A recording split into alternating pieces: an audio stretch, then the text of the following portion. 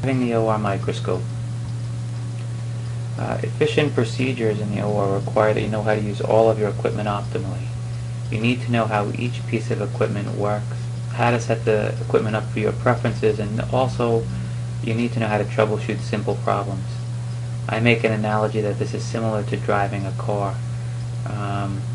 Prior to driving a car, you should check that everything is in working order. Make sure you have gas, your tires are okay.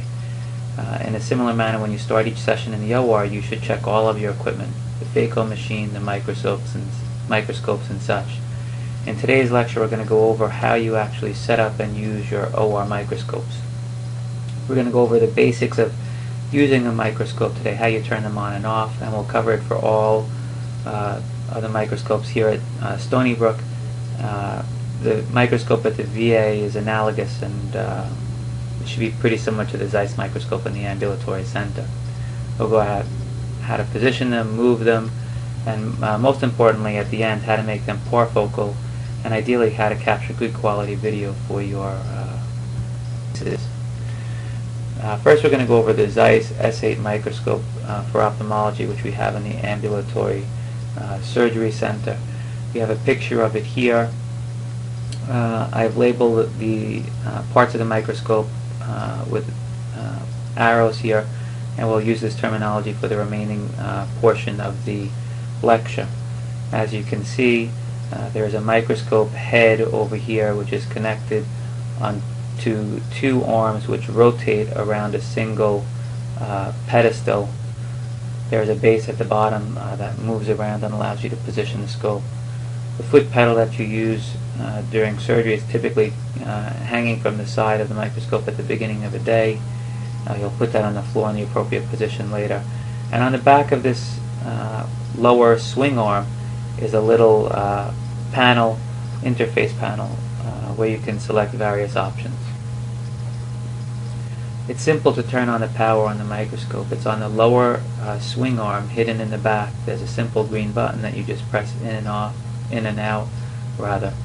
turn the power on and off.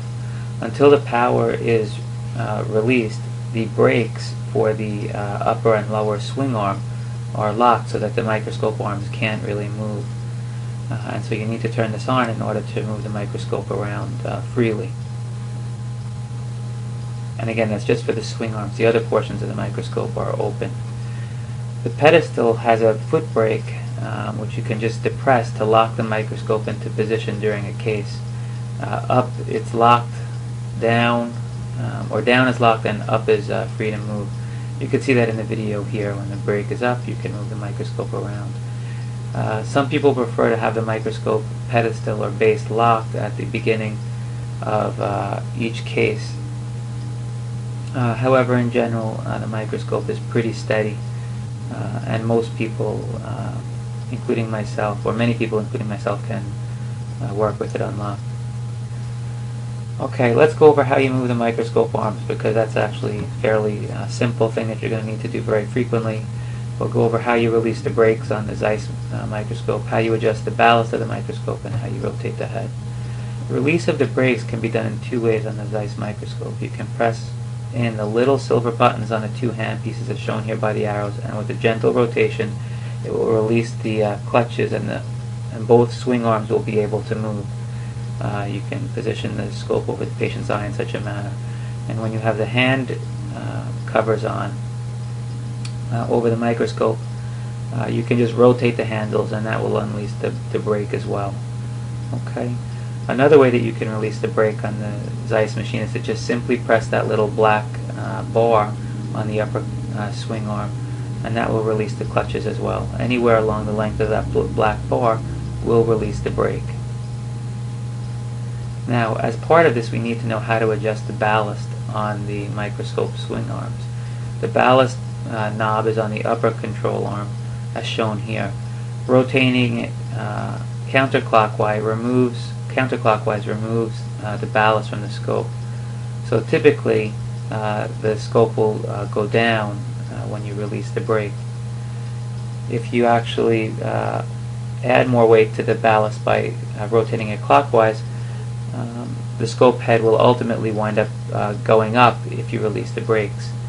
Ideally, I like the microscope to be in the neutral position when the brakes are released. That is, when you release the brakes, the microscope head should stay roughly in the same position where you are. So here's an example of a ballast that's too low. When the brake is released, the microscope head starts to fall down. This is a potentially dangerous state, because sometimes intraoperatively the patients will move significantly and you have to adjust the positioning. And if you go and just gently rotate on the brake, all of the clutches are released and the microscope head can fall down towards the patient. So this microscope should be adjusted to add more ballast by rotating the knob clockwise prior to starting your day in the operating room. And again, you can have your preference to either leave the microscope head in a neutral position or have it actually elevate when you release your brakes. The microscope head also has a knob to lock the rotation. This works independent of the power to the microscope. If you turn the knob into the locked position, as shown in the video, the microscope head will be set and will not rotate. It's user preference where you set this knob. However, most people use it in a fairly snug position so that the microscope head won't spin during a case.